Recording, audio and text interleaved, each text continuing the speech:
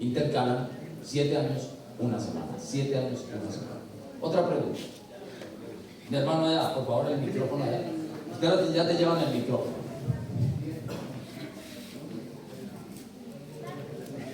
Dale.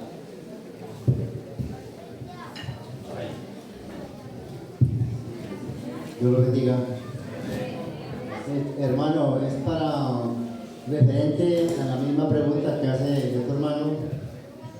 El mismo martes usted nos confirmó de que la humanidad de la actualidad, según lo confirmó Dios, llegamos a los 70 años de edad. Nuestros antepasados bíblicos habla de que duraron muchos años, 500, 600, 900 años. Mi pregunta es, ¿la esquema de tiempo en la actualidad es la misma del antepasado? No, obviamente no. Obviamente no. Tú mismo diste la respuesta. Es que antes del diluvio, casi todos los hombres duraban 900 años, promedio. Con el diluvio universal, la atmósfera cambió, las situaciones climatológicas mundiales cambiaron y se redujo dramáticamente la vida del hombre a 120 después del diluvio. De 900 a 120, y pasado el tiempo se redujo todavía a 70 años en los tiempos de David. O sea que fíjate que de 900 a 120 a 70, y hoy en día vemos muchas veces que de menores de 70 años están muriendo rápidamente mucho. O sea que por causa del pecado que está infectando la raza humana, cada vez se va acortando más la vida y la prosperidad del ser humano como tal. Pero lo que cambió dramáticamente la situación de la vida del ser humano fue el cataclismo mundial que hubo del diluvio, según Génesis. Se cambió dramáticamente la vida del ser humano después. Dale. Listo. Yo lo que me entendí yo, pero esto, o sea, que si la escala de tiempo es la misma de antes a la de ahora. Hermano, no sé si que vos respondí a tu pregunta o tienes algo inquietud de eso. A ver, tú mismo, ¿que vos respondida o no? ¿O no? ¿O tienes algo diferente? La inquietud es que alguien dice es que más antes el tiempo era más corto, ¿no? Un año. ¿Más corto o más largo? Digamos, más corto porque digamos 900 años en la actualidad podrían representar 90 años.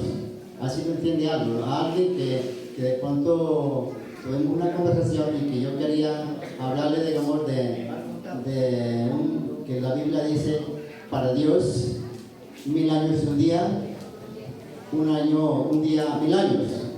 Entonces alguien me dice, no, pues que en el tiempo de antes, 900 años, ahora son 90 años. O sea, en el tiempo era un corto tiempo, muy mínimo para representar un año, mejor dicho. Bueno, no, en realidad los tiempos han sido estables, siempre. De hecho, los astrónomos dicen que el día se ha cortado, pero son milisegundos, ni siquiera segundos. Entonces, eso dicen los astrónomos de los años, de tiempo atrás.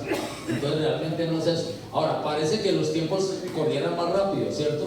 Parece que corrieran, y todo el mundo dice, como corre rápido el tiempo. Parece que dicen eso. Pero astronómicamente la Tierra se ha inclinado. Ahora, otro punto. Debido a los tsunamis de Indonesia y de Japón, el eje de la Tierra sufrió una inclinación mayor. Y eso hace que la Tierra se aceleró un poquito de tiempo y el tiempo ya no dura 24 horas, sino 23 punto algo. El día. ¿Ha escuchado eso, mi hermano? Dale, hablas. Entonces, pero eso fue hasta el siglo XX. Yo no sé por qué le tienen miedo a este aparato. Eso fue hasta el siglo XX después de los tsunamis porque causaron un terremoto global, entonces alteró el eje de inclinación. Escuché a unos científicos decir que más o menos en 50 años para acá se había cortado de 4 horas más o menos el tiempo que se había cortado. O sea que ya no son las 24 horas, por lo que acaba de decir el pastor. Sí, ya el día es 23 horas 50 y tantos segundos el día. Entonces nosotros lo vemos como acelerado, pero no es que se haya acelerado el tiempo, sino que es muy poco científicamente se ha acelerado. Hermanita. Yo tengo una pregunta. A ver, silencio. Yo tengo una pregunta para ti en esta noche es que la gente que quede de la segunda, o sea, la primera venida del Señor, esa gente se salvará, o sea, por lo menos hablemos de la iglesia cristiana o de los cristianos.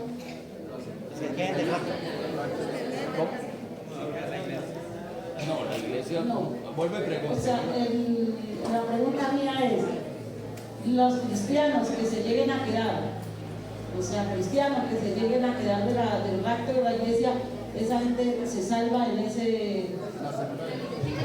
Escuchamos la respuesta. Si son cristianos, no, obvio, o sea, se van con el Señor. Los que se van a quedar son los que no son cristianos. Tal vez en la pregunta de mi hermana será una persona que tiene el temor de Dios o que ha escuchado el Evangelio y no ha querido recibir a Cristo o no ha aceptado a Cristo. Tal vez va a ser el rapto de la iglesia, se va a quedar. Que si esa persona va a ser salva, la Biblia dice que sí. Porque vi la sangre de los decapitados por causa y de dónde salieron esto, preguntó Juan y dijo, esto fue lo que salieron de la gran tribulación. O sea que sí fueron salvos, pero ya por su propia vida. Es mi respuesta, ¿no? Yo no es la suya.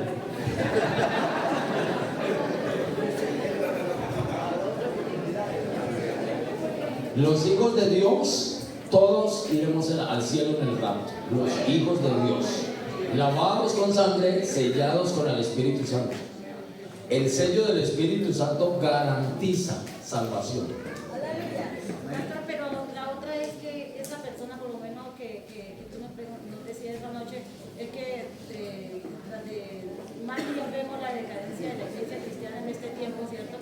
Entonces, en este tiempo, por lo menos hay gente cristianos que o sea, está dentro de la iglesia, que uno se da cuenta, y está en pecado, ¿cómo se va a salvar ahí? Bueno, es primo no cristiano, dicen estos dos teólogos aquí. Es primo no cristiano. Atención, eso es una realidad. La pregunta de la hermanita es lógica, porque ahora hay un texto en la Biblia que dice: no todo el que me dice Señor, Señor, entrará al reino de los cielos, sino el que hace, practica la voluntad de mi Padre. Ahora, dentro de la iglesia cristiana hay muchos profesantes, aparentemente son salvos, aparentemente son hijos de Dios, aparentemente son ovejas de Cristo, pero en realidad no han nacido de nuevo. Vemos personas que vienen a las iglesias, traen la Biblia, se sienten en la primera banca de las iglesias, oran, chillan, patalean, moquean, hacen de todo eso.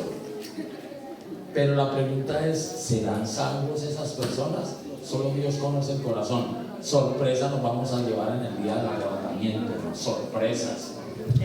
Esas personas son las que yo enseñé aquí cuando tuve con la misericordia de Dios las clases, que no, o sea, Dios les manda un espíritu mentiroso para que crean en la mentira, dice la Biblia bien clara. Ahora, hay dos situaciones allí. El hermano decía una posición bíblica y el hermano otra posición bíblica. Después del rapto de la iglesia habrá salvación por millones en la gran tribulación, y hay textos de la Biblia que lo describen. Mucha gente será convertida a Cristo después del rapto de la iglesia.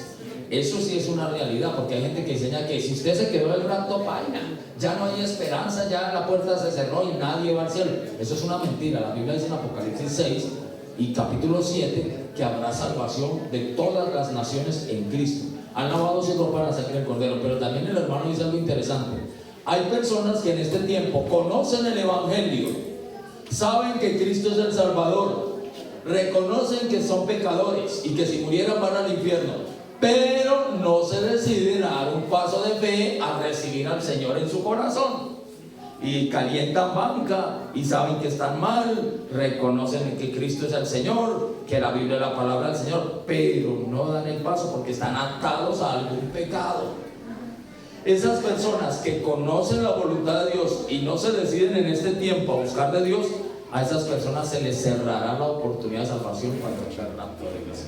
Porque dice Tesalonicenses: por cuanto no recibieron el amor de la verdad para ser salvos, Dios les envía un poder engañoso para que crean la mentira. No quisieron creer en la verdad que es Cristo, recibirán al anticristo, que es la mentira, y serán condenados. O sea que eso es relativo. Personas que conocen de Cristo, que saben que el Evangelio, que estuvieron con nosotros, pero nunca se decidieron por Cristo, esas personas se les cerrará la oportunidad de salvación. Pero mucha gente de afuera dice, yo oía que los evangélicos decían que Cristo iba a venir, que el rapto y que se iba a ir. Yo oía eso. A esas personas todavía tienen la oportunidad de salvación. Y escucharán y se arrepentirán y dirán, entonces sí era verdad, yo voy a buscar de Dios. Y serán salvos en ese entonces. Pregunta. Yo tengo una inquietud siempre con las parábolas. ¿Qué parábolas son para el fin del mundo?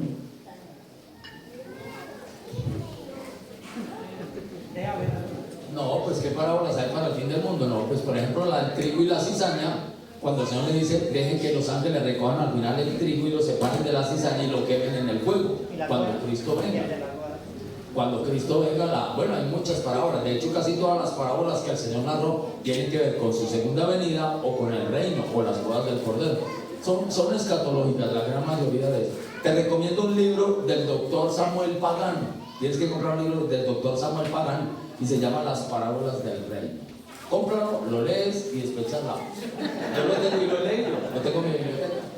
Samuel Pagano, Las parábolas del reino, y te explica eso en detalle. ¿Quién da más? Hermanita, por favor, háganle llegar allá. Ponte de pie, por favor. La hermana Jenny. Se llama Jenny, me parece. Dale. Dios los bendiga, hermanos. Pastor, yo tengo una pregunta.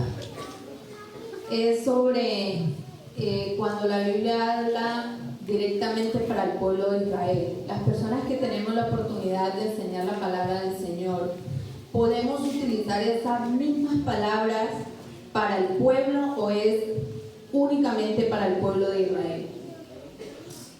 Hay porciones bíblicas que son para la nación de Israel, otras son para la iglesia como tal. Hay un peligro cuando usted toma profecías de Israel y se las aplica a la iglesia.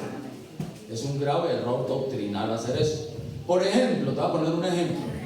Hay un pasaje donde Moisés le profetiza a Israel bendición al final y dice que lo que pise la planta de tus pies será vuestro. Y estaba hablando de la tierra prometida. ¿Se acuerdan que Israel siempre esperó entrar a la tierra prometida? Entonces hay creyentes, hay pastores que hacen poner de pie a las iglesias y dicen, hermanos, la Biblia dice, y sí, la Biblia lo dice, levántate y decláralo, porque la Biblia dice que todo lo que pisare la planta de tu pie. Entonces vamos a declarar que este lugar es nuestro porque la palabra lo promete.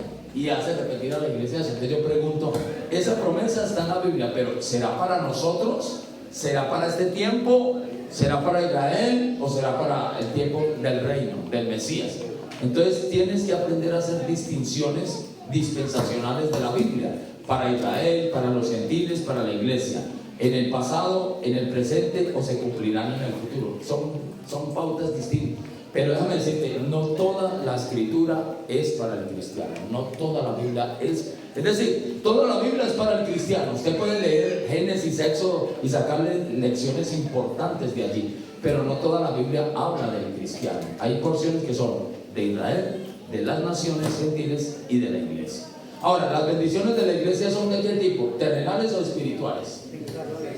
Celestiales y espirituales. Por tanto, yo no estoy esperando que el Señor me dé esta tierra, o vamos a declarar que el departamento de Biblia es para Cristo porque la Biblia dice, y vamos a pisotear y vamos a hacer marchas y declaramos que lo que pise la planta de mis pies. Estamos usando un versículo que no es para la iglesia, es para Israel, y lo aplicamos como si fuera para nosotros. La iglesia espera bendiciones celestiales y espirituales, no materiales ni terrenales. Eso es para Israel, no para la iglesia. Bien, la última. Creo que el pastor tiene otro programa o él va a predicar algo, no sé, algo que va, porque me pasó rápido, me va a predicar. Algo viene, algo viene. ¿Por qué no las preguntas? Pensé que iba a predicar. Bueno, otra pregunta.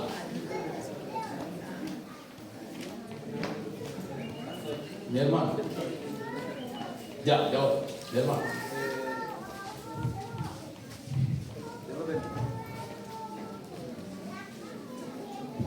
Dios los bendiga, hermanos. Mi pregunta es de que, digamos que aquí en Daniel 10, el versículo 12 al 13 habla de cuando Daniel oraba y había una oposición, ¿cierto? Mi duda siempre ha estado de que dice que todo, o sea, dice que el ángel batalló contra el príncipe de Persia, ¿no? Yo quiero que ustedes sí pueden aclarar, digamos, cómo se llevan esas batallas entre ellos, ¿no? Es una pregunta que siempre he tenido ahí, incluso la estuve debatiendo aquel día y si es una batalla, no sé. ¿Qué tipo de batalla? Pues hermano, tiene que ser angelical, porque no es material, porque son espíritus. Los ángeles son espíritus. Y pues la guerra es espiritual, obviamente, entre ellos arriba, y es celestial, no terrenal. Gracias a Dios, Dios no nos permite ver guerras espirituales, porque eso sí debe ser algo tremendo. Yo les decía que los ángeles tienen mayor poder y autoridad que los hombres. La Biblia dice que un solo ángel mató 185,000 asirios en una noche. Imaginen, guerreros asirios, y dice que el ángel del Señor sale y los mata a todos en una noche. O sea que el poder de los ángeles es muy enorme, hermano. Gracias a Dios no lo vemos. No sabemos cómo es la guerra, pero tiene que ser espiritual. Les voy a poner un ejemplo que me pasó a mí. Tuvimos una liberación en Bogotá hace muchos años. Una liberación de una chica en la iglesia. Y resulta que la chica estaba endemoniada. Y dijimos, vamos a orar por ella. 3 personas. La hija del pastor, yo y la endemoniada. En una iglesia tan grande como este lugar, como este local, como la iglesia local de acá, más o menos así era de grande. Y estábamos orando por ella a esta altura de la iglesia. 3 personas, y dele. Y pasaron las horas.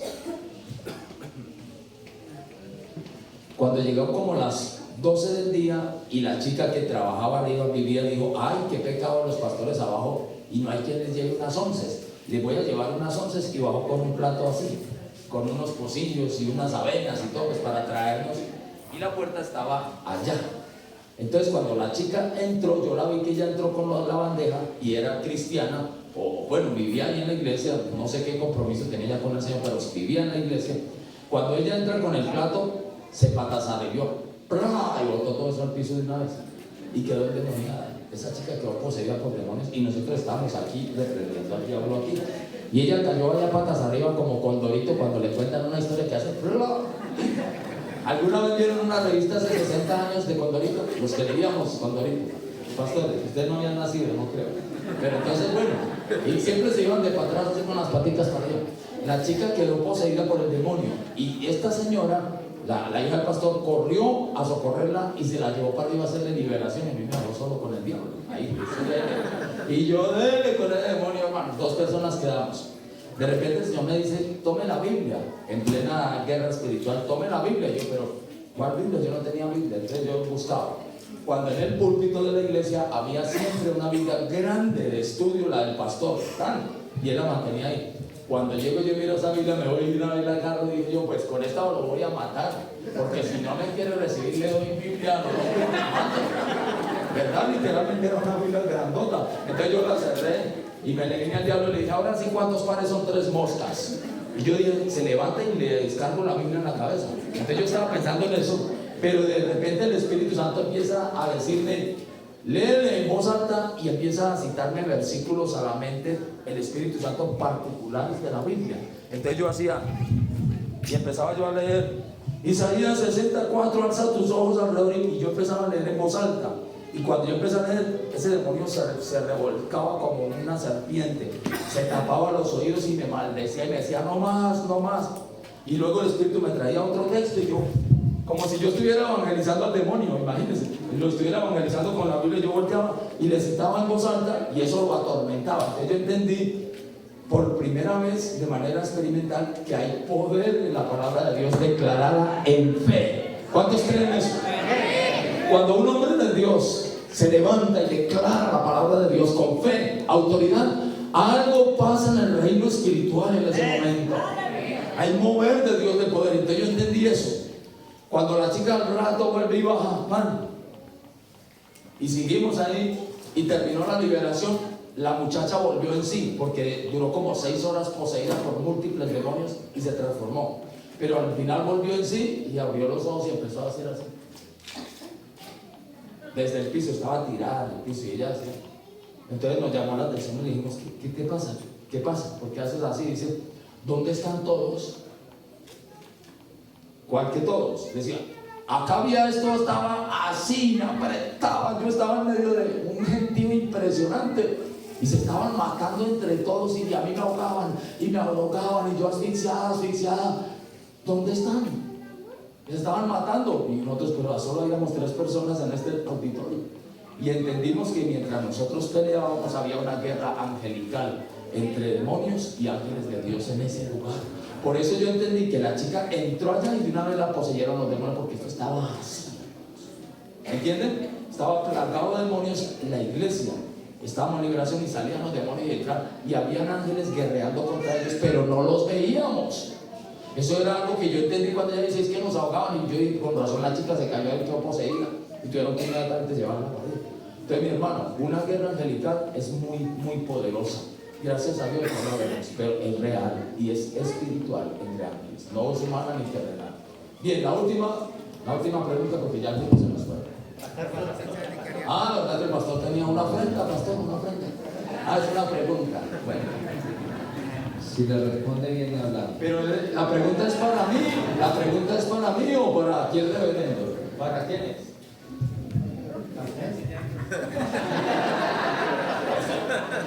¿A usted? Es acerca de la cruz, acerca de la muerte de Jesús, que dice que anunció que iría a estar 3 días y 3 noches, ¿cierto? Pues habla de...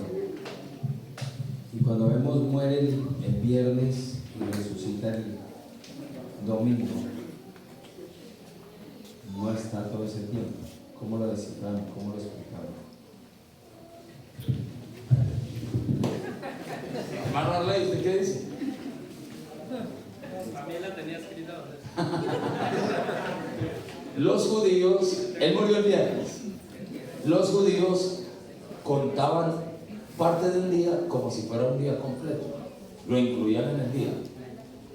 Ahora, él muere el viernes, 3 de la tarde, y todavía era viernes. Por tanto, ahí va un día, el viernes. El sábado comenzaba el mismo viernes a las 6 de la tarde. No es como el calendario de nosotros, que es a la medianoche, 12 de medianoche comienza un nuevo día. Entonces, él muere el viernes, cuenta un día. Esa misma tarde, a las 6 de la tarde, lo bajaron y lo entierran, y comenzó el sábado, el segundo día. Y el sábado termina entonces al otro día, el sábado a las 6 de la tarde, y comienza el domingo, el sábado a las 6 de la tarde. Y él resucita el domingo. Entonces, ¿cuántos días hay? Viernes por la mañana, sábado de 6 de la tarde del sábado a 6 de la tarde del domingo, van 2. Y de 6 de la tarde del sábado por la tarde a la mañana que resucitó, 3 días. O sea, no sé si me hago entender, pero los judíos cuentan parte del día como si fuera un día. Entonces, desde esa óptica, él murió viernes, sábado y domingo. Nosotros diríamos pues 2 días, pero para ellos son viernes un día, sábado 2 días y amanecer del tercer día, el tercer día, 3 días. Entonces, ahí hay una diferencia. Y Juan dice, faltando 6 días para la Pascua, y entonces se saca bien el tiempo y marca también, y da que es el viernes. Exacto, mire ese apoyo exegético que da el hermano. Faltando 6 días para la Pascua, o sea, saca el descuento y nos cae el viernes, indudablemente. Sí, por favor. Él cae un viernes. Ahora, no siempre la Pascua caía un viernes, hay veces caía un jueves o un miércoles. Hay pastores que dicen que él murió el miércoles, hasta hacer el retroceden tanto, y yo digo, no, ya es imposible, para resucitar un domingo no da. Pero entonces, la más lógica, como dice mi hermano Gillo también, haciendo el descuento de las Pascuas que había, 6 días antes de la Pascua él murió. Entonces, fíjate muy bien que son 3 días. Viernes, el sábado 6 de la tarde del viernes al sábado 6 de la tarde, 2 días. Y del sábado 6 de la tarde al domingo madrugado, 3 días. Ahí están los 3 días que cuentas. No, y que dice que entró el primer día de la semana. Al otro día está bien claro que fue que maldijo la higuera. El martes fue cuando tuvo la controversia con los sacerdotes. El miércoles no subió. El jueves sí subió, que fue cuando estudió la Santa Cena. Y el viernes fue cuando... Sí, no, la cronología de la última semana es clara. Como la dice el hermano Gillo, desde el domingo cuando él entra a Jerusalén, el lunes maldice la higuera, el martes la controversia, el miércoles no pasa nada, pero ya el jueves, ya el aposento alto y el viernes muere. O sea, la cronología del Evangelio de Juan nos da prácticamente hasta el viernes. Bueno, ¿quién da más? ¿Quién da más? ¿Quién da más? ¿Quién da más? La última oportunidad, mi hermano. El último hermano que va a preguntar. Dale. Dale. Yo tengo una duda sobre dos diferentes temas, pero siempre la he tenido.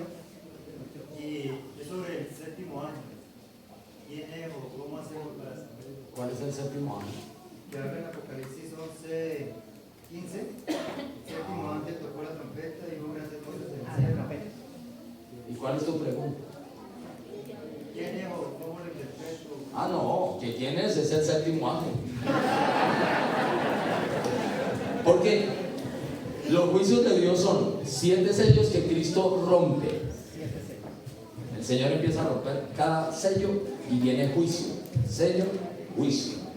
Cuando el Señor rompe el séptimo sello, se aparecen 7 ángeles, con cada uno con trompeta.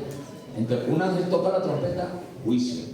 Otro ángel toca la trompeta, juicio. Ese séptimo ángel toca la séptima trompeta, ¿y qué viene? ¿Qué viene cuando él toque la séptima trompeta? Pregunto. Ahora yo le pregunto a usted, ¿qué viene cuando él toque la séptima trompeta? Se hace silencio. Los reinos del mundo han venido a ser de nuestro Señor Eso dice. y Jesucristo, y Él reinará por los siglos del siglo. Eso dice el texto. Muy bien, Apocalipsis 11:15.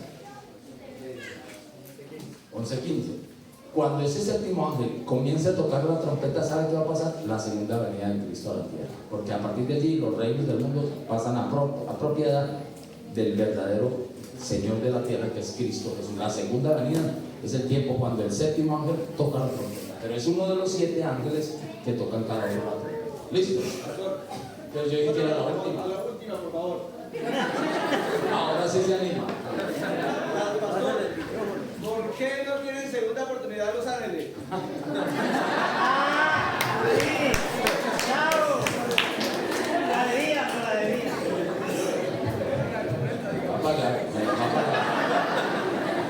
Yo lo tenía en buen concepto, lo tenía en la buena, ahora hago como el emperador. Buena pregunta. ¿Por qué los ángeles no tuvieron segunda oportunidad y la raza humana sí? Una, hay varias respuestas. Una, porque el hombre no fue el originador del mal en el universo. Cuando el hombre fue creado, ya existía el maligno. O sea que el mal en el universo no nació en el corazón de un hombre, nació en el corazón de un ángel. Hermano Arley, presten atención. El mal no nació en el corazón de un ser humano, Adán, nació en el corazón de un ángel, Satanás. Cuando Adán fue creado, ya el mal y el maligno existía. O sea que en ese sentido, la raza humana fue víctima de alguien malo, pero Satanás, ¿quién lo indujo a pecar? ¿Quién engañó al diablo? ¿Quién le puso la trampa? ¿De dónde sacó el diablo el pecado? Es un misterio. La Biblia no dice el origen del mal, pero de repente dice que un hombre, un ángel perfecto y santo, de repente se corrompió. O sea que el mal nace, bíblicamente hablando, en el corazón del mayor ángel del cielo. Hasta ahí llegamos nosotros, hasta ahí llega la Biblia. Pero en cambio el hombre fue engañado, el hombre fue embolatado, digámoslo así, por Satanás. Fue una víctima del maligno. El diablo no fue víctima de nadie. Número 1. Número 2. Si bien es cierto, los ángeles fueron creados con más autoridad, belleza y poder, pero los ángeles no fueron creados a la imagen y semejanza de Dios. Pero el hombre sí es hecho a imagen y semejanza de Dios. O sea, la imagen de Dios fue estampada, grabada en el hombre. Todo ser humano en su naturaleza tiene grabada la imagen de Dios, pero los ángeles no. ¿Cierto? Van 2 razones teológicas. Una, el mal nació en un corazón de un ángel bueno, pero no en el corazón del hombre.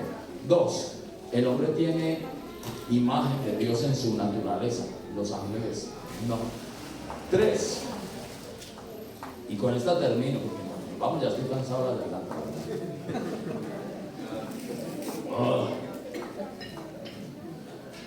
El Señor se vino a socorrer a los hombres, no a los ángeles.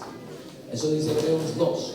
Hebreos 2 dice que el Señor vino en auxilio de la descendencia de Abraham, que somos los seres humanos, pero no de los ángeles. O sea que nosotros somos descendencia por la fe de Abraham y Él nos socorrió a nosotros por gracia. Si tú me dices, ¿por qué a nosotros? No tengo la respuesta, es por gracia. Solo Dios lo sabe por qué, pero por pura misericordia vino en socorro de los hombres, pero no socorrió a los ángeles, dice Hebreos capítulo 2. Entonces, mis hermanos, Por eso el hombre tiene segunda oportunidad de arrepentirse, porque fue engañado, porque tiene la imagen de Dios, pero los ángeles no. Cuando Satanás se rebeló en el cielo y arrastró la tercera parte de ángeles, él sabía perfectamente lo que estaba haciendo, y los otros ángeles, con su albedrío, decidieron voluntariamente seguir a Satanás y darle la espalda a Dios. Eso hicieron los ángeles en el cielo. Pero los hombres fuimos realmente engañados por Satanás, el tentador, dice la Biblia, que es Satanás. Bueno, hermanos, vamos a ponernos de pie y oramos.